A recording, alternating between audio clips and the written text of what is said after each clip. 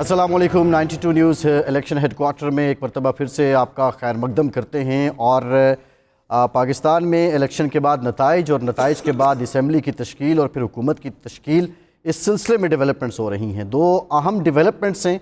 एक डेवलपमेंट तो ये है कि पीपल्स पार्टी की जानिब से रब्ता किया गया है पाकिस्तान तहरीक इंसाफ से, और पाकिस्तान तहरीक इंसाफ ने अभी तक इस बात का कोई जवाब नहीं दिया है। सीनियर सहाफ़ी हैं नसीम ज़ाहरा, उन्होंने ये इंकशाफ किया है। और जो PTI की तरफ से जवाब ना देने की वजह है कि उनका अपने बानी के साथ जो अडयाला जेल में हैं उनसे कोई रब्ता नहीं हो पाया, इसलिए अभी तक पीपल्स पार्टी ने जो रब्ता किया उस पर कोई मज़ीद पेशरफ्त नहीं हो सकी है। दूसरी डेवलपमेंट ये है कि NA 121 लाहौर से PTI की हिमायत से मुंतखब होने वाले वसीम कादिर साहब ने बाज़ाब्ता मरीम नवाज़ शरीफ से मुलाकात करके ज्वाइन कर लिया है मुस्लिम लीग नून को, और शेख रोहेल असगर को शिकस्त दी थी वसीम कादिर साहब ने। अब मज़ीद भी जो डेवलपमेंट्स होती हैं इस पर बात करेंगे। हमारा पैनल हमारे साथ मौजूद है। ग्रुप एडिटर 92 न्यूज़ इरशाद अहमद आरिफ साहब यहाँ तशरीफ़ रखते हैं। इरशाद साहब, बहुत शुक्रिया आपका। Senior political commentator, senior journalist Awais Salim साहब हमारे साथ मौजूद हैं। अवैस साहब, आपका बहुत शुक्रिया। इस्लामाबाद स्टूडियो से हमें ज्वाइन कर रहे हैं senior anchor person, senior analyst Aamir Mateen साहब, सीनियर एंकर शाहिद रिंद साहब, और एडिटर 92 न्यूज़ इस्लामाबाद राव खालिद साहब। आप तीनों का भी बहुत शुक्रिया। इरशाद साहब, वसीम कादिर साहब PTI के हिमायत याफ्ता, मरीम नवाज़ से मुलाकात की और अब मुस्लिम लीग नून में शामिल हो चुके हैं। आप क्या समझते हैं कि ये कोई नया ट्रेंड आ रहा है कि ये हिमायत याफ्ता भी अब जाएंगे, या पंजाब की हद तक हो सकता है KPK में मुश्किल है? नहीं, देखिए, नया ट्रेंड नहीं है ये। जो बल्ला ना देना, इनको मुख्तलिफ जो दिए गए सारे निशानात, इसके पीछे यही फ़िलासफ़ी थी 85 वाली जो ज़ियाउल हक ने अपनाई थी कि भाई गैर जमाती इलेक्शन हो जाएंगे, फिर वो जो गैर जमाती लोग होंगे जिनको जिस तरफ हाँकना होगा वो आसान हो जाएगा। इसके अलावा तो कोई मंतिक समझ नहीं आती थी। हम पहले दिन से हम ये बात कर रहे हैं कि मकसद ही ये था कि कोई शख्स पार्टी डिसिप्लिन का पाबंद ना हो, ताकि अगर वो ज़मीर फ़रोशी पर उसको आमादा किया जाए, उसको लोटा बनाना मकसूद हो, तो उसको आसानी से दूसरी जमात में क्यों कि जो फ़ैसला आया था पंजाब असम्बली के हवाले से कि कोई शख्स अगर पार्टी डिसिप्लिन की खिलाफ वर्जी करता है, अपना वोट बेचता है, अपना ज़मीर बेचता है, तो वो वोट तो किसी को दे सकता है, लेकिन उसके बाद अपनी टीम से, अपनी वो सीट से महरूम हो जाएगा और वोट भी काउंट नहीं होगा। तो उससे बचने के लिए ये सारी तदबीर की गई थी। अब उसका मकसद और मुद्दा समझ आ रहा है कि ये सारा खखेड़ क्यों किया गया, क्यों बदनामी मूल ली गई, एक पार्टी को निशान क्यों नहीं दिया गया। तो ये ऑब्वियस है, कोई ऐसी बात नहीं है। हाँ, अब देखना ये है कि कितने लोग हैं जो इस तरफ जाते हैं और कितने लोग हैं जो अपने हल्फ पर कायम रहते हैं, अपनी पार्टी डिसिप्लिन को कबूल करते हैं, अपने हलके के अवाम की राय का एहतराम करते हैं और ईमानदारी से अपने वोटर ने जो उसको मैंडेट दिया है उस मैंडेट की हिफाजत करते हैं। सही, अब देखें। ठीक है आमिर मतीन साहब, ट्रांसमिशन में बात ये भी हुई थी कि ये लोग अपने हलकों में नहीं जा पाएंगे, लेकिन एक तरह से ये PTI के हिमायत याफ्ता लोगों की पहली विकेट गिरी है। आप क्या समझते हैं, ये सवाल जो इरशाद साहब ने उठाया है, इन लोगों की तादाद मजीद कितनी हो सकती है? जी, अभी तक कोई मेजर किस्म की वहाँ पे बगानी नज़र आती मेरे ख्याल इतना आसान नहीं है। ये हिमायत याफ्ता अफराद जो PTI के जीते हैं, ये KP में ख़ास तौर पे आप देखें वैसे ही बड़ा मुश्किल होगा जिस किस्म की वहाँ पे लैंडस्लाइड विक्ट्री उनको हुई है। वहाँ पे जो माहौल भी है वो घरों में जाना लोगों का बड़ा मुश्किल हो जाएगा। फिर ये है कि उनके एक प्रैग्मेटिक रीजंस भी हैं। KP में उनको गवर्नमेंट बनाने से कोई नहीं रोक सकता, उनकी वहाँ पे गवर्नमेंट बनेगी, और जो MNA भी होते हैं उनका भी इंटरेस्ट होता है कि अगर उनके होम प्रोविंस के अंदर उनकी अपनी गवर्नमेंट हो तो उसके अंदर उनका मफाद भी होता है। अभी तक जो 3-4 लोगों के नाम आए हैं उनमें से 2 की तो बड़ी ही कंट्रोवर्शियल विक्ट्री है और चैलेंज हुई हुई है, और इस बात का भी इम्कान है कि वो शायद रिवर्स हो जाए। बाकी 2 के भी पहले भी ताने माने जो थे वो नून लीग के साथ मिलते थे। अभी तक कोई ऐसा नहीं हुआ, मगर ये आइंदा आने वाले दिनों में तादाद बढ़ सकती है। मगर ये पक्का है कि जो इस वक्त सूरत हाल है, जिस किस्म का वोट लिया है PTI ने, कि जो भी करेगा at the cost of his political career करेगा, उसके बाद उसका कोई मुस्तकबिल नहीं सियासत में रह जाएगा। और ये जो अभी नज़र आ रहा है कि जो भी पॉसिबिलिटीज़ नज़र आ रही हैं हुकूमत बनने की, वो कोई मुस्तहकम हुकूमत बनते हुए नज़र नहीं आती।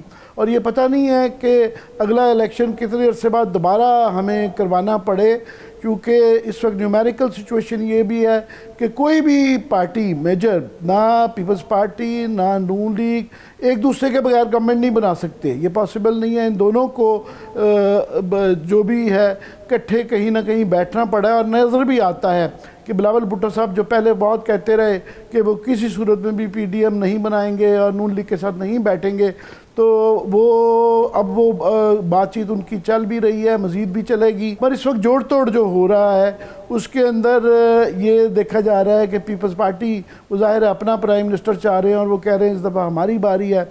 और अगर उनको वो पंजाब की गवर्नमेंट तो देनी क्या, वहाँ वो बिल्कुल नून लीग बना सकती है, तो सदर की ओहदा भी शायद उनको नून लीग के लिए वो आमादा हों। और नून लीग ज़ाहिर है चाहेगी कि वो इस बात के लिए कि वफाक और सूबे के अंदर पंजाब के अंदर वो अपनी हुकूमत बनाएं, मगर हो सकता है वो असदारी के लिए या पीपल्स पार्टी के किसी नुमाइंदे को सदारत के लिए वो दें। मगर ये जोड़ तोड़ शुरू हो गई है। इसके अंदर एक वो जो हम एलिफेंट इन द रूम है वो पीटीआई के अफराद हैं कि जो ये बात होती रही कि पहले ही नवाज शरीफ साहब ने अपना कद नहीं बढ़ाया, बल्कि मैं समझता हूँ अखलाकी तौर पे मज़ीद थोड़ी सी उनकी शान में कमी हुई है कि जिस तरह की उन्होंने जो पहली तकरीर की है उसके अंदर अभी भी वो मैसेज नहीं ले रहे हैं कि वो बुरी तरीके से हार गए हैं, उनका बयानिए को रद्द कर दिया गया है। वो भी कह रहे हैं, लोगों से पूछ रहे हैं कि आपको मैंने बड़ी यहाँ पे कमाल कर दिए थे, इकॉनमी ठीक कर दी थी। उनके जो ये बयान था, उनके जो ये दावे थे, अवाम ने, वोटरों ने लार्जली कोई 3-3.5 करोड़ के करीब जो वोटर है उसने रद्द किया है उनको। तो उनको मज़ीद मेरा ख्याल है ये जो जोड़ तोड़ की सियासत में पड़ गए हैं और ये गुंजाइश ना निकालना पॉलिटिकल पार्टीज़ के लिए, अदलिया के लिए, बाकी इदारों के लिए कि जो होना था हो चुका और बहुत बुरा हुआ, बहुत ही बुरा हुआ, मज़ीद नहीं होना चाहिए। कम से कम 2-3 चीज़ें मैं समझता हूँ लाजमी है। वो अदालत को भी देखना है। पहले सबसे तो सवाल है कि उनको अलाउ करना कि या वो किसी छोटी पार्टी में ज्वाइन कर लें, जम कर लें और मखसूस नशिस्तें हैं उसमें अपना जायज़ हिस्सा ले जाएँ, बजाय इसके कि उनकी तोड़ फोड़ ओपनली की जाए और इस तरह का क्लेम किया है जिस तरह के अभी आपने कहा कि जी फलाने साहब टूट के इधर आ गए हैं। ये बेशर्मी की बात होगी, बहुत बेशर्मी की बात होगी। आइडली तो नवाज शरीफ साहब को मैं समझता हूँ कि अपनी अगर उन्होंने इज़्ज़त बहाल करनी थी तो उनको रिज़ाइन कर देना चाहिए या कम से कम दस्तबरदार हो जाना चाहिए कि एक सीट से 3 टाइम प्राइम मिनिस्टर मानसेरा से वो हारे हैं, दूसरी सीट जिस तरीके से वो जीते हैं वो 100% के करीब चांस है कि वो रिवर्स हो जाएगी, क्योंकि वहाँ पे ये पॉसिबल नहीं है कि जिस तरीके से वो उनका जो 47 फॉर्म 47 है उसमें पीपल्स पार्टी को एक सीट नहीं मिली। जमात इस्लामी लियाकत बलोच का हल्का है, उन्होंने खुद वोट डाला है, उन्होंने अपने आप को भी नहीं डाला, 0 डाला हुआ है। तो जिसने भी उनके फॉर्म के अंदर जल्दबाजी की है, इतनी ज़्यादा बेवकूफ़ी से किया है कि वो नज़र आता है। उनकी शान नहीं है नवाज शरीफ साहब की कि इस तरह का चोरी शुदा, इतना ब्लेटेंट किस्म के एक दस्तखत के दस्तावेज़ के ऊपर जो है वो प्राइम मिनिस्टर के लिए कोशिश करें। उनको दस्तबरदार होना चाहिए। आगे ही काफ़ी मैं समझता हूँ अखलाकी तौर पे बहुत सवाल आ गए हैं नून लीग पे और पीपल्स पार्टी, ये एक इम्तिहान में है। ये जो पावर ग्रैबिंग के अंदर सब चले गए हैं। और दूसरा मैं समझता हूँ बहुत ही ज़रूरी है कि वहाँ पे केपी के अंदर पीटीआई के जो हमायतशुदा लोग हैं उनको गवर्नमेंट बनानी दी जाए, उनको उनकी मखसूस नशिस्तें दिलवाई जाएँ। मगर ये ज़रूर है कि उनके लिए भी न्यूमेरिकली पॉसिबल नहीं है कि पीपल्स पार्टी और नून लीग के बगैर वो हुकूमत बना सकें। और अगर इनके साथ मिल के वो बनाते हैं, आपने बताया कि बातचीत चल रही है बिलावल के साथ, इनकी कोई अगर चल भी रही है तो बड़ा मुश्किल हो जाएगा। हाँ, वो सपोर्ट कर सकते हैं अपनी मर्ज़ी के किसी कैंडिडेट को, मगर अपोजिशन में बैठें, ये मेरा ख्याल उनके लिए बेहतर लायामल है। और अगर कोई चाहता है हुकूमत जैसी कैसी भी बनाई कि इसके अंदर इस्तेहकाम आए, तो बड़ा ज़रूरी है कि उनको वो रिलीफ दिया जाए, उनके मुकदमात जो जाली बनाए गए हैं उसके अंदर फ्लेक्सिबिलिटी शो की जाए, उनके बाकी लोग जो पकड़े हुए हैं नाजायज़ तौर पे उनको छोड़ा जाए और उनको अलाउ किया जाए कि उनको जो अवाम ने मैंडेट दिया है, अवाम बहुत गुस्से में हैं।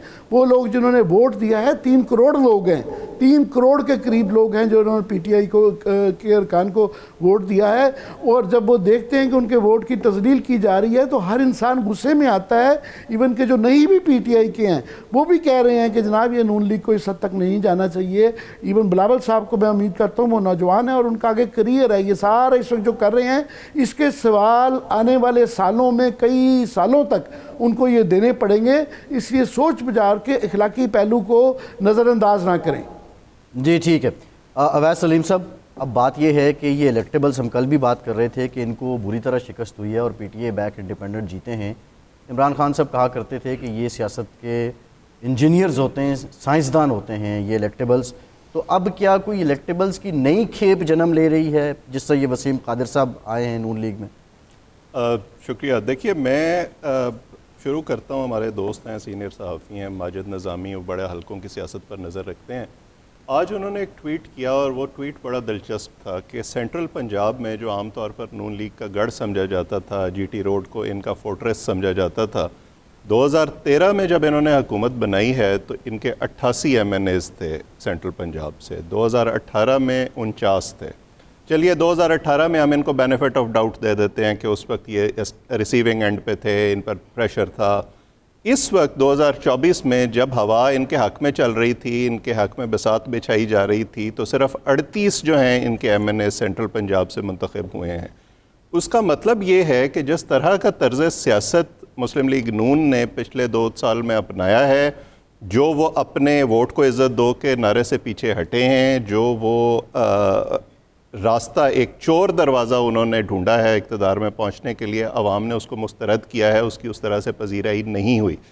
इक़्तिदार में वो पहुंच जाएंगे लेकिन उनका तर्ज़ सियासत जो है वो शायद आगे चल के मज़ीद मुस्तरद होगा। सो इलेक्टेबल्स, हम पहले भी ये बात करते रहे हैं कि पाकिस्तान की जो सियासत है उसमें तब्दीली आ रही है। ख़ास तौर पर नौजवान वोटर जो है वो इलेक्टेबल्स पर उस तरह से यकीन नहीं रखता, वो ज़ात बिरादरी पर उस तरह से यकीन नहीं रखता, वो शायद जमातों पर भी उस तरह से यकीन नहीं रखता। उसको चाहिए एक नई उम्मीद जो उसकी जो शिकायत हैं उनको एड्रेस कर सके, और ये हमारी पुरानी सियासी जमातें अनफॉर्चुनेटली वो करने में नाकाम नज़र आ रही हैं। तो मुझे तो ये लगता है कि ये हमारे पास जो एक नया ट्रेंड इस वक्त सामने आया है 70 के बाद, जब हमने 70 में पहली दफ़ा ये सुना था कि पीपल्स पार्टी ने जिसको खड़ा किया वो जीत गए, बड़े बड़े बुर्ज उल्टा दिए उन्होंने, बिल्कुल ये उसकी हमने दूसरी मैनिफेस्टेशन देखी है। और इसको मैं ज़्यादा अहम इसलिए समझता हूँ कि 70 में जो लोग खड़े किए गए थे उन पर इस तरह का प्रेशर शायद नहीं था, उनको तोड़ने के लिए, उनको बिठाने के लिए उन पर मुकदमात नहीं बनाए जा रहे थे, गिरफ्तारियां नहीं की जा रही थी। इस दफ़ा तो उस सब के बावजूद ये लोग जीते हैं। आखिरी हफ्ते तक कई जो कॉन्स्टिट्यूएंसीज़ हैं उनमें यही पता नहीं था कि पीटीआई का एक्चुअल कैंडिडेट कौन होगा। सो मेरा ख्याल है कि ये वेकअप कॉल ज़रूर है इन पुरानी सियासी जमातों के लिए, वरना अगर आप बदलते वक्त और हालात के साथ अपने आप को तब्दील नहीं करते तो फिर आप इसी तरह से इर्रेलेवेंट होते जाएंगे। सही, ठीक है। शायद रिंद साहब, अब सवाल ये है कि ये नंबर कितना होगा जो पीटीआई बैक इंडिपेंडेंट्स हैं वो स्विच करेंगे दूसरी जमातों में, और दूसरा जिस बात जो आमिर साहब ने भी बात की है, अवैस साहब ने भी बात की है कि अवाम ने अपने गुस्से का इजहार जिस तरह वोट से किया है, तो क्या ये लोग इस बार तो मुंतखब हो गए हैं, अगली बारी फिर मुश्किल होगा, या अगली बारी की डायनामिक्स और हैं, किस्मत ज़हे नसीब, फिर कोई आ जाएगा कोई निकल जाएगा? फैसल, सबसे पहले मैं आज जिस तरह से नंबर गेम को देख रहा था और जो भी गुफ्तगू अभी तक हम कर रहे हैं उस नंबर गेम में गो के दावा एक तरफ पीटीआई इंडिपेंडेंट्स जो पीटीआई बैक्ड हैं उनका है अक्सरियत का, दूसरा दावा पाकिस्तान मुस्लिम लीग नून मियां मोहम्मद नवाज शरीफ साहब की विक्ट्री स्पीच के बाद है। नंबर्स दोनों के हैं 93 और 75, लेकिन मुझे इस टेबल पर जो नंबर गेम का टेबल है उसमें पाकिस्तान पीपल्स पार्टी 54 सीट के साथ, और सिंध में उनकी वाज़े अक्सरियत है जिसे कहते हैं, उसमें कोई दो राय नहीं है। बलूचिस्तान में भी वो एज अ लीडिंग पार्टीज़ में शामिल हैं। तो मेरा ख्याल है पाकिस्तान पीपल्स पार्टी बड़ी विन विन सिचुएशन में, सारी सिचुएशन में, चाहे जो भी गवर्नमेंट फॉर्म हो उसको पाकिस्तान पीपल्स पार्टी की ज़रूरत होगी। चाहे वो पीटीआई के इंडिपेंडेंट्स भी अगर मरकज़ में अपनी हुकूमत बनाना चाहते हैं, अगर वो बनाना चाहते हैं, ये उनका जमहूरी, आइनी और सियासी हक होगा, तो उन्हें भी किसी इत्तेहादी की ज़रूरत है। पाकिस्तान मुस्लिम लीग नून को भी किसी इत्तेहादी की ज़रूरत है। और मेरी मालूमात के मुताबिक इस वक्त जब अभी मैं आपसे बात कर रहा हूँ पाकिस्तान पीपल्स पार्टी अपने हदफ बलूचिस्तान की तरफ बढ़ रही है। उनका जो फोकस है, जो टारगेट है सिंध के बाद, वो दूसरी सूबाई हुकूमत अपनी कायम कर रहा है बलूचिस्तान में, और उसके लिए कुछ हिदायत पार्टी के जो चेयरमैन है आसिफ अली जरदारी और शरीक चेयरमैन आसिफ अली जरदारी और चेयरमैन बिलावल भुट्टो जरदारी की जानिब से दी जा चुकी हैं, और कुछ पर मशावरत इस्लामाबाद में कल भी होगी। और पहला हदफ मरकज़ के बजाय बलूचिस्तान होगा, और पीपल्स पार्टी बड़ा स्लोली आगे बढ़ना चाहती है। जो इब्तदा में किसी ने जिक्र किया कि पीटीआई और पीपल्स पार्टी के भी राब्ते हो रहे हैं, जी बिल्कुल, मेरी मालूमात के मुताबिक ये राब्ते भी मौजूद हैं। उसके जवाब क्या आता है, और सबसे पहले पीपल्स पार्टी ये इंतज़ार करेगी कि इंडिपेंडेंट अराकीन अपने पॉलिटिकल फैसले क्या करते हैं, उसके बाद वो ये फैसला करेगी कि पाकिस्तान मुस्लिम लीग नून के साथ इत्तेहाद में बैठना भी है या नहीं बैठना है। और अगर पाकिस्तान तहरीक इंसाफ के साथ उनकी बातचीत आगे बढ़ती है तो फिर वो लाजमी सी बात है सेंटर में भी गवर्नमेंट बनाने की पोजीशन में हो सकते हैं, और बलूचिस्तान में जहां पे वो ऑलरेडी नंबर्स में लीड भी कर रहे हैं वहां भी कोशिश करेंगे। तो बड़ी एक मिक्सी सिचुएशन है, और पीपल्स पार्टी बड़ी आइडियल, जिसे कहते हैं विन विन पोजीशन पे मुझे अभी तक नजर आ रही है। इंडिपेंडेंट जो राब्ते की बात हुई है, नसीम ज़ारा साहिबा का इंकशाफ है, नसीम ज़ारा साहिबा का इंकशाफ है कि पीपल्स पार्टी ने राब्ता किया है पीटीआई से, लेकिन पीटीआई जवाब इसलिए नहीं दे सकी कि उनकी अपने बानी से जेल में मुलाकात ना हो सकी, और उन्होंने कुछ वक्त मांगा है। आप इसकी तस्दीक कर रहे हैं, ये बात इसी तरह है? फैसल, मेरे पास इस राब्ते की नहीं, मैं यही जिक्र कर रहा था। आपने जो जिक्र किया नसीम ज़हरा साहब का, राव साहब के पास मुमकिन है इससे मुताल्लिक कोई इन्फॉर्मेशन हो, लेकिन पीपल्स पार्टी के हवाले से मेरे पास ये इन्फॉर्मेशन मौजूद है कि पीपल्स पार्टी जरा वेट एंड सी की पॉलिसी पे चलेगी। वो कोई भी जिसे कहते हैं डिसीजन जल्दी में नहीं करना चाहती, क्योंकि पाकिस्तान पीपल्स पार्टी ने बड़ा नंबर्स को कैलकुलेट किया है, प्रेसिडेंशियल इलेक्शन के भी, चेयरमैन सेनेट के भी, और इवन स्पीकर डिप्टी स्पीकर के भी। पाकिस्तान पीपल्स पार्टी ये समझती है कि अगर मैदान में 3 फरीकैन होंगे तो वो जिसे कहते हैं डिवीजन का कुछ फायदा भी उठा सकते हैं बहुत सी चीजों में, खासकर प्रेसिडेंशियल इलेक्शन में जहां उनके पास बलूचिस्तान में अच्छे नंबर्स हैं जिनका 1 वोट काउंट होगा। सेनेट में भी उन्हें लगता है कि वो बलूचिस्तान और सिंध से जो नंबर्स लेके आएंगे, पंजाब में अगर स्प्लिट हुई और केपी में पीटीआई के पास या जो पीटीआई बैक्ड इंडिपेंडेंट्स हैं उनके पास लीड हुई, तो भी उनके पास एक बड़ा कंफर्ट जोन होगा डिसीजन का। और इसीलिए इत्तेहाद के मामले में पीपल्स पार्टी किसी उजलत में नहीं है कि फौरी तौर पे उन्हें पाकिस्तान मुस्लिम लीग नून या पीटीआई में से किसी के साथ जाने का फैसला करना है। तो पीटीआई पाकिस्तान पीपल्स पार्टी जो है वो वेट एंड सी करते हुए आगे बढ़ेगी मेरी मालूमात के मुताबिक। फैसल राव साहब, एक तो ये जो वसीम कादिर साहब की शमूलियत है, आपने पहले भी कहा था कि वो पीर बगारा साहब ने कहा था कि जो जीतेंगे सारे मुस्लिम लीगी होंगे, क्या ये वही सिलसिला है? और दूसरा, इस तनाजुर में कोई इन्फॉर्मेशन है आपकी पीपल्स पार्टी और पीटीआई के राब्ता हुआ है? जी बिल्कुल, पीटीआई की तरफ से भी इंडिकेशंस आपको आई हैं। कल अली ज़फ़र साहब हमारे साथ थे प्रोग्राम में 7 बजे के, उसमें उन्होंने कहा कि जी हमारे पास ऑप्शंस हैं कि हम किसी पार्टी को सपोर्ट करके उसको हुकूमत बनवा दें अगर हम खुद नहीं बना सकते तो, लेकिन हम अपोजिशन में बैठें।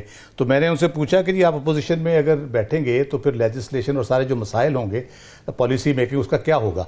उन्होंने कहा दुनिया में ये मॉडल चलते हैं और जो अच्छी बात होगी उस पर हम सपोर्ट भी कर देंगे, और एक नो कॉन्फिडेंस का जो इशू होता है उसको भी एड्रेस किया जा सकता है उसमें। और दूसरा उनसे जब ये पूछा गया कि क्या आप नून के साथ भी कोई इस किस्म के इत्तेहाद के बारे में सोच रहे हैं, अगर सोच रहे पीपल्स पार्टी है या नून लीग है, तो उन्होंने कहा कि जी नून लीग और पीटीआई 2 बड़ी जमातें हैं, अगर दोनों पार्लियामेंट में इकट्ठी हो जाएंगी तो वो एक तरह डिक्टेटरशिप कायम हो जाएगी। तो उन्होंने नून लीग को रूल आउट कर दिया। तो ऑब्वियसली पीपल्स पार्टी है, ये एक प्रपोजल उनके अंदर है, लेकिन मेरी इत्तला ये है कि इस प्रपोजल पे गौर करने से पहले पीटीआई के जो मरकज़ी क़यादत है, अब मुझे पता नहीं इमरान खान साहब से उनकी मुलाकात हुई है या इमरान खान साहब ने ये आइडिया दिया है, उन्होंने कहा जी पहले हमारा मैंडेट का इशू एड्रेस करें, हमारा मैंडेट चोरी हुआ है, पहले उसको एड्रेस करें, उसके बाद हमसे अगली बात करें आके आप, फिर हम सोचेंगे क्या करना है। तो उस वजह से ये मेरा ख्याल है कि ये गेम किसी तरफ अभी लगेगी नहीं सरेदस्त, ये शायद ताख़ीर हो इसमें, और ये जो आपने बताया वो शामिल हो गए हैं पीटीआई के बंदे, वसीम कादिर, इस किस्म की फिर कोशिश की जाएगी। लेकिन जी वसीम कादिर ये कारगर नहीं होगी। हम ये विल ऑफ पीपल की हम बात जब करते हैं वो एक्सप्रेस हुई है, उसको ट्रांसलेट अगर वो नहीं होगी और पाकिस्तान को एक बार फिर, मैं कहता हूं कि 70 के बाद फिर मौका मिला है एक जमहूरी मुल्क और जमहूरी पाकिस्तान कायम करने का, चलाने का, अगर ये सियासतदानों की अना और उनके ज़रूरत की ये नज़र हो जाती है तो हम अगले 30 साल 40 साल फिर हम दायरों में घूम रहे होंगे। और एक चीज़ जहन में रखिएगा, ये जो हिद्दत बड़ी हुई थी सारी एक ख़ास पॉलिटिकल पार्टी के अंदर, उन्होंने एक्सप्रेस कर दी। अब अगर कोई ये समझता है कि इसके बाद वो ठंडे पड़ जाएंगे या बैठ जाएंगे, वो नहीं होंगे। 18 साल और 20 साल के बेशुमार नौजवान हैं, अगले 30 से 40 साल जहन में रखिए, अगले 30 से 40 साल में उन्होंने 50 की उम्र को पहुंचना है या 55 की उम्र को पहुंचेंगे। तो ये अब एक कंटिन्यूस सिलसिला है जिसमें इजाफा हो सकता है, कमी नहीं होगी।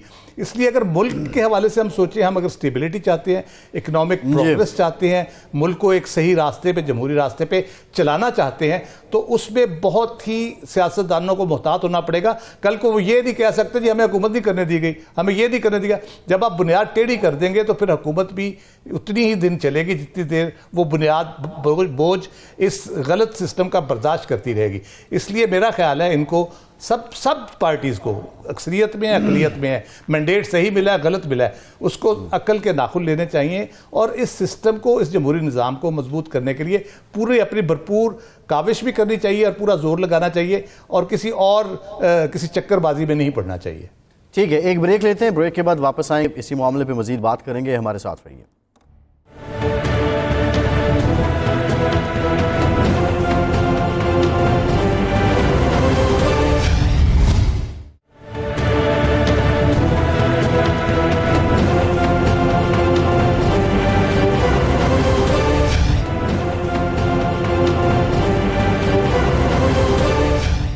ब्रेक के बाद एक बार फिर से आपको खुशामदीद कहेंगे।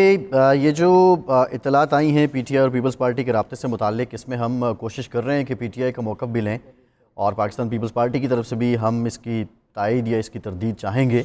बहरहाल ये सिग्निफिकेंस ऐसे माहौल में इसकी क्या है जब एक जानिब आसिफ जरदारी साहब और शहबाज शरीफ साहब की मुलाकात हो रही है और नवाज़ शरीफ साहब जो मुतालिबात हैं MQM के उनकी तायद कर रहे हैं, मुस्बत में उसको सर हिला रहे हैं, कमिट कर रहे हैं, और ऐसे में इरशाद साहब अगर पीपल्स पार्टी PTI से हाथ बढ़ाना चाह रही है या उनसे रब्ता कर रही है, तो क्या ये बात मुस्लिम लीग नून को हर्ट नहीं करेगी? या हर्ट करे भी तो मुस्लिम लीग नून इस वक्त इस पोजीशन में नहीं है कि पीपल्स पार्टी लाजिम व मलजूम हो चुकी है, ये उसका राइट समझ के चुप हो जाएगी?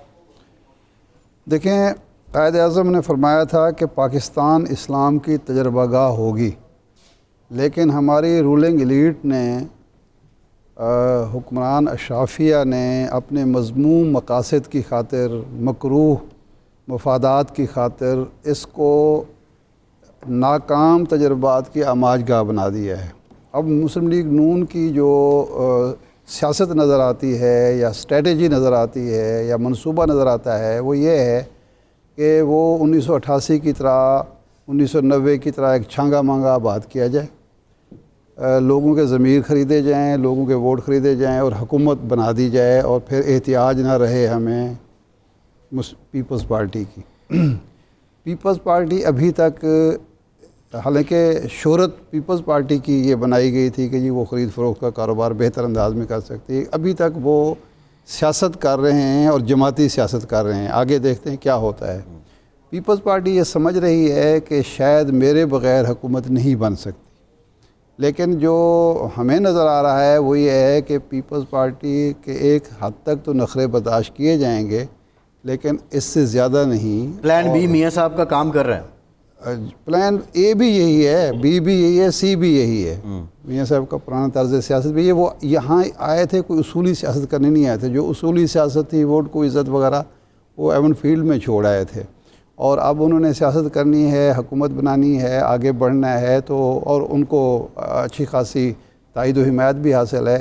तो पीपल्स पार्टी की स्ट्रेटजी तो बेहतर नज़र आती है कि जी ठीक है, नून लीग के साथ बैठ के नाकाम तजर्बा जो 16 माह का हुआ है उसको ना दोहराया जाए और मुस्लिम लीग नून की नाकामियों का या नाकाम सियासत का मलबा अपने ऊपर ना डाला जाए और वो हाथ बढ़ाएगी, कोशिश करेगी। और मैं तो इसमें कोई मजाक नहीं, लोग समझते हैं कि जी ये बहुत ही गलत बात होगी किस तरह। मैं समझता हूँ कि सियासत में ये इत्तेहाद भी होते हैं, ये तो कुछ भी नहीं है। आपने देखा कि माजी में जमात इस्लामी और मुस्लिम लीग का इत्तेहाद हुआ, जमात इस्लामी और ANP का इत्तेहाद हुआ, ये होते रहे हैं और ना उससे कोई अपने नज़रिए से पीछे हटता है। इत्तेहाद में ये नहीं होता कि नज़रिए से पीछे हट जाओ, नज़रिया अपना ही रहता है, लेकिन चंद मुश्तरका मकासद के लिए आप अपोजिशन में या हुकूमत में इकट्ठे होते हैं और उस मकसद को हासिल करने के लिए तवानाइयाँ सर्व करते हैं, दूसरे से तामुन लेते हैं। इसमें मैं मुज़ायका नहीं समझता, अगरचे मैं भी नज़रियाती किस्म का आदमी हूँ, ऐसा नहीं हूँ कि बेउसूली को जायज़ समझता हूँगा। ये हार्स ट्रेडिंग से वो काम बेहतर है कि दो जमातें मिल बैठ कर कोई हुकूमत बने। मुझे 2010 की जो बरतानिया की पोजीशन है वो यहाँ नज़र आ रही है। लिबडेम की जब ज़रूरत पड़ी, जब एक लिबरल थी, दूसरी तरफ कंजर्वेटिव थे, तीसरा लिबडेम थे। कैमरून को अक्सरियत हासिल नहीं थी लेकिन सिंगल लार्जेस्ट पार्टी थी। अब जाहिर बात है कंजर्वेटिव पार्टी एक तरफ लिबरल है, लेबर पार्टी है, दूसरी तरफ लेबर से भी आगे की लिबडेम है। लिबडेम जी, उसने लिबडेम से इत्तेहाद करके पार्लियामेंट को भी बचा लिया, क्योंकि मलका ने कहा कि अगर 10 दिन में आपने हुकूमत साजी नहीं की तो मैं दोबारा इलेक्शन की तरफ चली जाऊंगी। तो उस वक्त फिर लिबडेम ने भी अपने नज़रियात को तर्क नहीं किया, वो हालांकि करीब लेबर पार्टी के थी, तो उन्होंने इत्तेहाद किया और एक कामयाब हुकूमत की। अब भी अगर ऐसी सूरत हो जाए तो ये कोई बुरी बात नहीं होगी। अमेंडेड 58(2) भी इस सूरत में सदर के पास है कि जब कोई हुकूमत नहीं बना सके तो वो अपना ऑर्डर दे सकते हैं। जो क्योंकि बजाय इसके कि इलेक्शन की तरफ जाया जाए या एक नाकाम तजर्बा किया जाए, उससे बेहतर है कि एक थोड़ा बहुत कड़वा घूंट पीकर मुल्क में एक नया और कामयाब तजर्बा किया। नाकाम तजर्बात की पाकिस्तान को आमाजगाह ना बनाया जाए। आमिर साहब, अब बात सियासी रवैये की है। पीपल्स पार्टी अगर हाथ बढ़ा रही है और पीटीआई या उनके बानी वो इसी चक्कर में रहें, इनके साथ बैठना नहीं है, ये फ़लाँ हैं, ये फ़लाँ हैं और ये ठीक नहीं है, तो फिर अल्टीमेट नुकसान सिर्फ पीटीआई का होगा या जमहूरियत का होगा या सारे मुल्क का होगा? मैं समझता हूँ कि हम ओवरली रेट कर रहे हैं पीपल्स पार्टी और नून लीग को कि जी वो फैसले कर रहे हैं। मेरा ख्याल है कि इस वक्त जो तमाम फैसलों का इन्हिसार फैसला साजों पे आ गया है, क्योंकि किसी पार्टी के पास भी ना सिर्फ के सिंपल मेजॉरिटी नहीं है बल्कि बहुत कम हैं। और यहाँ पे दाव पे जो तो वफाक की हुकूमत है, फिर उसके बाद जाहिर है सदर का इलेक्शन आगे आ रहा है, सेनेट का इलेक्शन आगे आ रहा है, फिर 2 सूबों के अंदर बलूचिस्तान और कुछ हद तक पंजाब में भी फैसला साजों ने ये फैसला करना है कि वहाँ पे किसकी हुकूमत बनेगी। और नून लीग के ऊपर बहुत बड़ी तलवारें लटक रही हैं अभी, उसके बावजूद भी उनको उनके हाथ में है कुछ नहीं है।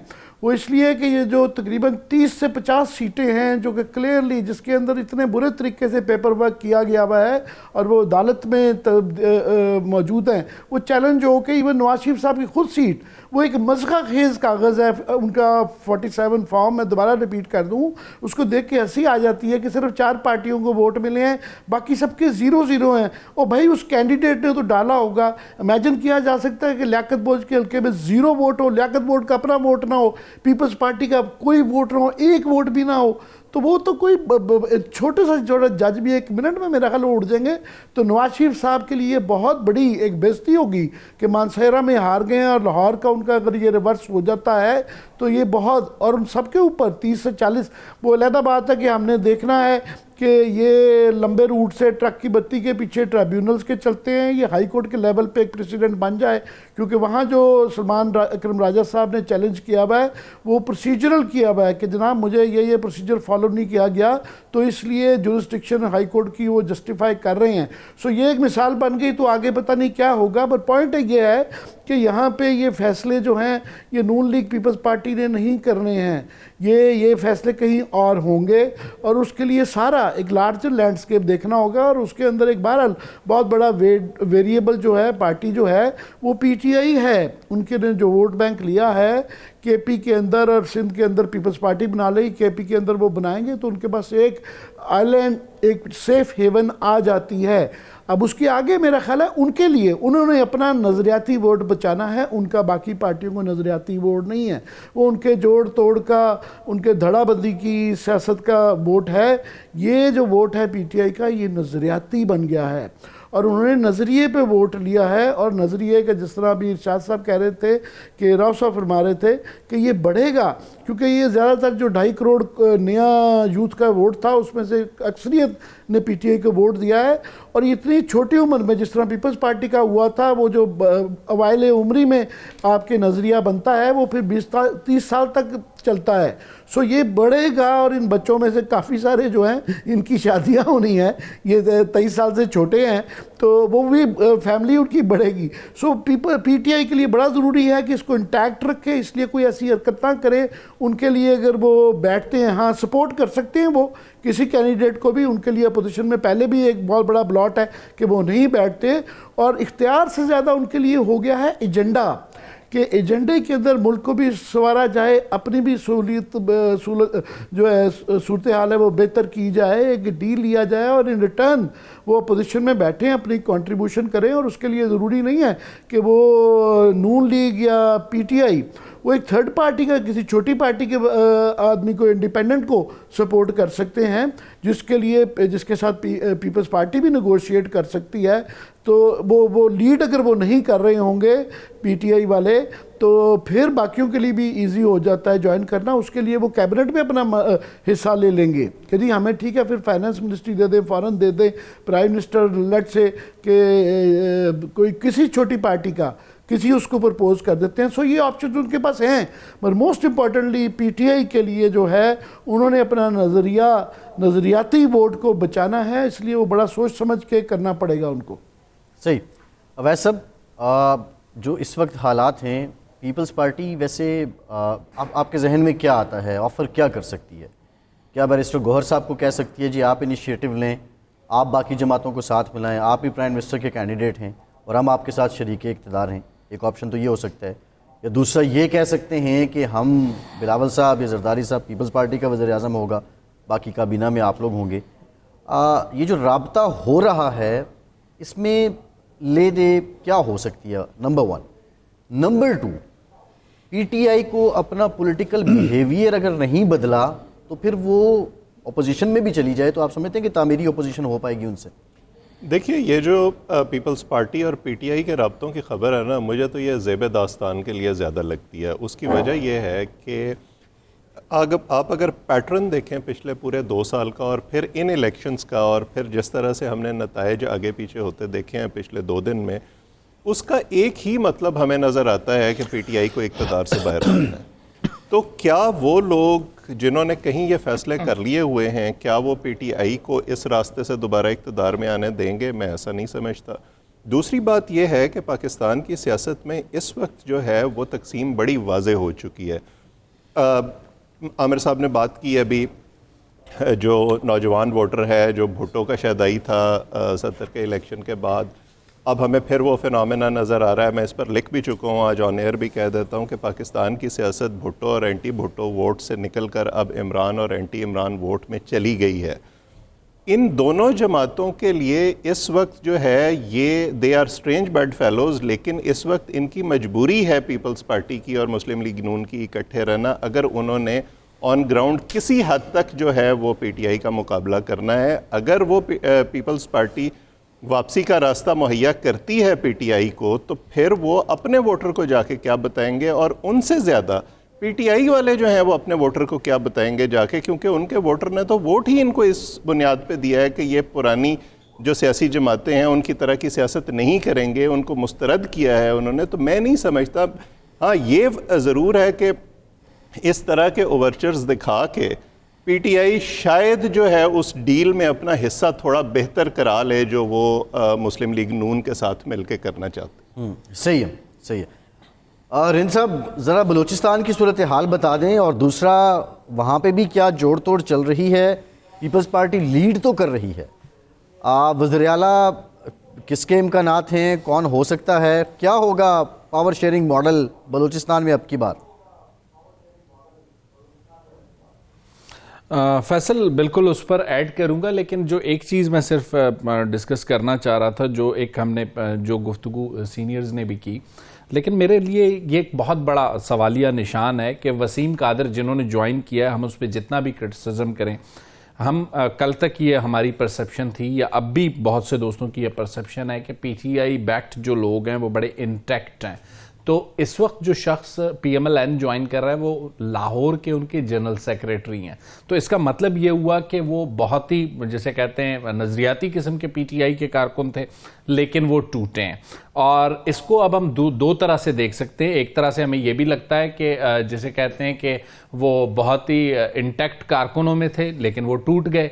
क्यों टूटे, इस सवाल का जवाब तो वो दे सकते हैं, लेकिन मेरा नहीं ख्याल कि बहुत आइडियली जो इंडिपेंडेंस का नंबर है वो इंटैक्ट है। मैं इसलिए पहले दिन से बार बार कह रहा हूं कि जब तक अपनी किस्मत का फैसला कौमी असम्बली में हल्फ उठाने के जो 3 दिन है उस वक्त तक नहीं कर लेते, उस वक्त तक जो नंबर गेम, अभी तक मैं दोबारा फिर उसे दोहराता हूं कि जो नंबर गेम मैंने अपने सामने रखा है, जिसमें मैंने प्लस माइनस जिन चीज़ों को किया है, उसमें पीपल्स पार्टी को, इसीलिए मैंने पिछले सेगमेंट में कहा कि वो आइडियल पोजीशन में है, क्योंकि 93 भी अगर इंटैक्ट रहते हैं पीटीआई बैक्ड जो इंडिपेंडेंट्स हैं, तो भी पीटीआई बाकी तमाम को मिला भी ले तो नून लीग और पीपल्स पार्टी के बगैर गवर्नमेंट नहीं बना सकती। अब इस वक्त ये रिजल्ट्स जैसे भी हैं, चाहे इस पे जितने भी तहफ़्फ़ुज़ात हों, कौमी असम्बली ने इन्हीं रिजल्ट्स पे हल्फ उठाना है। प्राइम मिनिस्टर का डिसीजन फिलहाल जिन जिन सीटों पे रिजल्ट्स रुक चुके हैं उन्हें छोड़कर इन्हीं पर होना है। 169 का गोल्डन नंबर है, वो किस तरीके से पूरा होगा वो कोलेशन के बगैर नहीं हो रहा। बलूचिस्तान की आपने बात की, बलूचिस्तान में 11 सीटों के साथ पीपल्स पार्टी इस वक्त लीड कर रही है और पाकिस्तान मुस्लिम लीग नून 10 के साथ है, JUIF 10 के साथ है, 5 इंडिपेंडेंट्स हैं और 4 बलूचिस्तान अवामी पार्टी के। इस वक्त जो बलूचिस्तान में डिस्कशन है और शदीद एक एहतजाज भी मौजूद है, जो नेशनलिस्ट स्कूल ऑफ थॉट के लोग हैं, सरदार अख्तर मेंगल हैं, डॉक्टर मालिक बलोच हैं नेशनल पार्टी से, हज़ारा डेमोक्रेटिक पार्टी है और दीगर जो कौमपरस्त सियासी क़यादत है, वो इस वक्त एहतजाज कर रही है इन रिजल्ट्स पर। लेकिन जो नंबर गेम के हिसाब से हमारे सामने जो नाम आ रहे हैं, पाकिस्तान पीपल्स पार्टी के पास मुतअद्दिद नाम ज़ेर गौर हैं, जिनमें कुछ सीनियर्स भी शामिल हैं, लेकिन सरफराज बुगटी उनका नाम भी ज़ेर गौर है। उसके अलावा नवाब सनाउल्लाह ज़हरी भी पाकिस्तान पीपल्स पार्टी का हिस्सा हैं, सूबाई असम्बली की सीट जीते हैं, पहले वज़ीर आला रह चुके हैं। पाकिस्तान मुस्लिम लीग नून के पास जाम कमाल के अलावा कोई ऐसा काबिल जिक्र नाम CM की स्लॉट के लिए, चूंकि उनके पास भी 10 सीटें मौजूद हैं, और JUIF के पास नवाब असलम रईसानी की सूरत में जिसे कहते हैं एक स्ट्रॉन्ग कैंडिडेट मौजूद है। 2008 में पाकिस्तान पीपल्स पार्टी के वज़ीर आला रह चुके हैं और इस वक्त तो JUIF का हिस्सा है। और JUIF ने इस बार इंटरेस्टिंगली फैसल पश्तून इलाकों की, वैसे कहा जाता था कि रिप्रेजेंटेशन बलूचिस्तान में JUIF करती है, लेकिन इस बार उन्होंने बलूचिस्तान के बलोच इलाकों में भी अच्छा रिजल्ट दिया है। सादिक संजरानी 4 MPs के साथ मौजूद होंगे, चेयरमैन सेनेट के तौर पे मार्च में वो अपनी टर्म पूरी करेंगे और बलूचिस्तान में इस वक्त 6 इंडिपेंडेंट्स भी मौजूद हैं।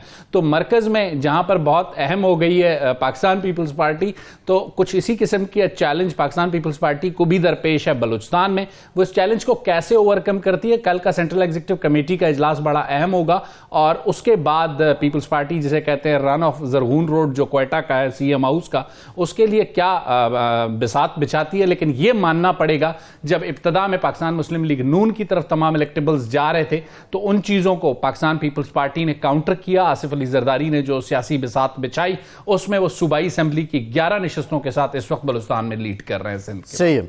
अच्छा राव साहब, ये बात रिंद साहब ने भी शुरू में की, अभी हम ये फुटेज भी दिखा रहे हैं।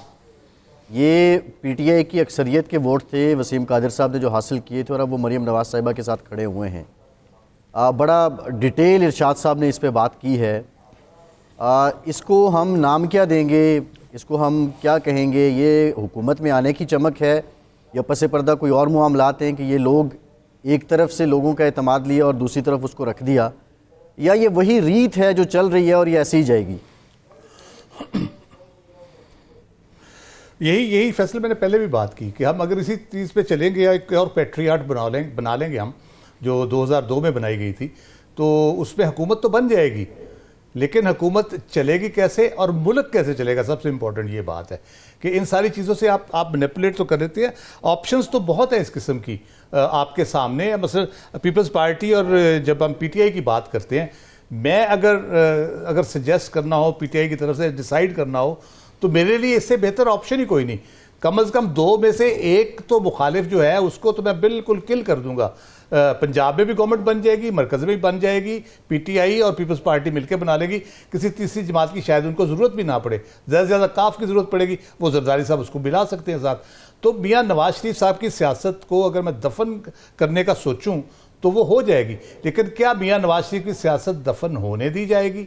अगर ऐसी कोई बात होती तो इलेक्शन रिजल्ट्स उस रात रुकते ही ना, अगर उनकी सियासत को दफन करना मकसूद होता। उनको फील्ड में रखना, उनकी सियासत को आगे बढ़ाना, चलाना, इवन अब तो लग रहा है कि वज़ीर-ए-आज़म बनाना भी वो शायद बहुत ज़रूरी है। अगर पीपल्स पार्टी नून के साथ जाती है और वो ऑफ़र जो वो इधर से लेना चाह रहे हैं कि आप बेशक अपोजिशन में बैठ जाएं, जो एक प्रपोज़ल है, और हम जो है उसको लीड कर लेंगे गवर्नमेंट को, बिलावल प्राइम मिनिस्टर बन जाएंगे। अगर नून भी यही ऑफर कर देती है, पीपल्स पार्टी के जहन में 2008 का तजर्बा भी होगा कि 2008 में दोनों ने मिलकर हुकूमत बनाई, कुछ ही अरसे बाद वो डिच कर गए उनको, और उसके बाद बेमो गेट भी आ गया और वो सारे जाके अदालत भी पहुंच गए। तो वो चीज़ें बहुत सी हैं इस तरह की। लेकिन हमें सोचना है कि ये जो सूरत हाल है, इसमें मैं विल ऑफ द पीपल की बार बार बात करता हूँ। विल ऑफ द पीपल किस तरह से बेहतर तरीके से ट्रांसलेट हो सकती है हुकूमत साजी में और मुल्क को चलाने में। अब सारी बातें हो रही हैं हुकूमत बनाने के लिए, मुल्क चलाने के लिए कोई कॉमन एजेंडा अभी तक सामने नहीं आया कि मुल्क जब चलाना है, इकॉनमी को ठीक करना है, स्टेबिलिटी लानी है, तो उसके लिए हमें कौन कौन से स्टेप्स लेने हैं। क्या इस पे एग्रीमेंट होगा या इस पे होगा कि नंबर गेम में ये 4 वजीर आपके होंगे, 5 मेरे होंगे, 10 इसके होंगे, प्राइम मिनिस्टर ये होगा, गवर्नर ये होगा, चेयरमैन सेनेट जैसे आमिर साहब ने कहा ये होगा, सदर उसको बनाएंगे, पंजाब में फलां वजीर बनेगा और फलां गवर्नर होगा। राव साहब एक सप्लीमेंट्री क्वेश्चन है, अगर मुल्क चलाना है, मुल्क के मसाइल हल करने, तो सारे मिलकर हुकूमत क्यों नहीं बना लेते? कौमी हुकूमत भी तो बन सकती है ना यार। आप मोहम्मद अली दुरानी बन रहे हैं फैसल इस वक्त गवर्नमेंट ऑफ नेशनल यूनिटी की जो दुरानी नहीं बन रहा। मुझे कोई हरज नहीं है, मुझे कोई हरज नहीं है उसको सपोर्ट करने में, उस हाँ गवर्नमेंट ऑफ नेशनल यूनिटी, मुझे कोई एतराज नहीं है, मैं बिल्कुल आपके साथ हूं, सपोर्ट करता हूं। लेकिन आप पहले बुनियादी चीजें तय करें कि आपने मुल्क चलाना किस तरह है, पॉलिटिकली चलाना है, उसको स्टेबिलिटी लानी है, इकॉनमी को सही डायरेक्शन में आपने डालना है, किस तरह के आपने आगे गवर्नमेंट का स्ट्रक्चर बनाना है, उस पर बात करें। बैठ के एक दिन बैठे सारे, हफ्ता बैठ जाएं, सारे लोग बैठ जाएं और बैठ के ये चीजें बुनियादी कौन राव साहब? मुझे भी तसल्ली होगी। पीटीआई यार मैं तो नहीं कहता कि कान से पकड़ के बिठाएं या डंडे से बिठाएं, मैं तो कहता हूं सियाने लोग हैं, तजर्बात से गुजरे हुए हैं, हर किसी ने अपने अपने हिस्से का बोझ उठाया हुआ है, जेलें काटी हुई हैं, जख्म खाए हुए हैं। तो इनको उन जख्मों को मद्देनजर रखते हुए शीशे के सामने एक दिन खड़े होकर सारे सोचें इस बारे में, और मेरा ख्याल है कि आसानी से ये बैठ सकते हैं। लेकिन अगर किसी ने बिठाना है तो वो इनसे इतनी भी मोहब्बत नहीं है कि कोई कहे कि जी अच्छा जी हम आपकी मोहब्बत में सब कुछ कर देंगे। यही तो राव साहब, यही हम पहले भी बात कर रहे थे, यही हम पहले भी बात कर रहे थे। फैसल एक जुमला जी जुमला कर ले रिन साहब। एक जुमला ऐड करना चाहूंगा। राव साहब ने जो बात की, मैंने कहा राव साहब ने जो बात की उसके लिए हमें राव साहब को एक दिन के लिए अडियाला जेल रिपोर्टिंग के लिए भेजना पड़ेगा। ये भी है, ये भी दूसरा। मैं 1980 मैं इन दिनों में जाने की बात कर 1987 में काट चुका हूं वैसे आपस की बात। नहीं मैं रिपोर्टिंग की बात कर रहा हूं। कैदी था। अच्छा ये राव साहब इस पे बात करते हैं। ये बहुत संजीदा मामला है, जो पॉलिटिकल बिहेवियर्स हैं, अगर इनमें नरमी ना आई, इनमें शाइस्तगी ना आई और इन्होंने कोई रोड मैप या लाइन ऑफ एक्शन पाकिस्तान की बेहतरी का तय ना किया, तो क्या इनका धंधा चलेगा? ज़्यादा देर चलेगा? ब्रेक के बाद बात करते हैं।